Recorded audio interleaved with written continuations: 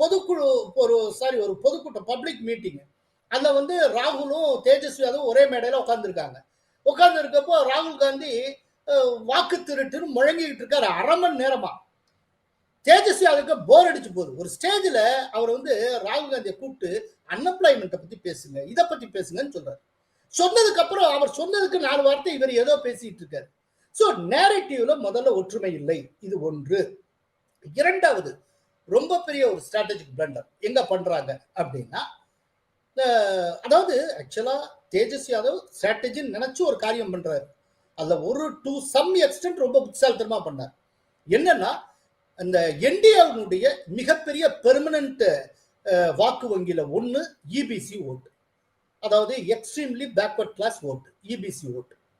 இந்த இபிசி ஓட்டை எப்படியாவது என்டிஏல இருந்து தூக்கணும்னு தேஜஸ்வி யாதவ் யோசிக்கிறார். அதற்காக அவர் என்ன செய்யறாரு அப்படின்னா, விகாஸ்ஷீல் இன்சான்கிற கட்சியை என்டிஏல இருந்து எப்படியோ கொண்டு வர்றாரு. விகாஸ்ஷீல் இன்சான்கிற கட்சி யாருக்கான கட்சி அப்படின்னா, பீகார்ல இருக்கக்கூடிய மல்லா அப்படிங்கிற கம்யூனிட்டிக்கு உண்டான கட்சி.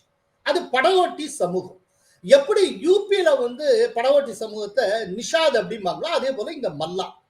இந்த மல்லா இதை கொண்டு வந்துட்டு இது வரைக்கும் அவர் செஞ்சது கரெக்ட் சார். அதுக்கப்புறம் ஒரு காரியத்தை பண்றாரு. அதுதான் துணை முதலமைச்சராகவே அறிவிக்கிறது. என்னன்னா, டெப்டி சீஃப் மினிஸ்டர் கேண்டிடேட்டா முகேஷ் சகானியா அதனுடைய தலைவரை அனௌன்ஸ் பண்றாரு.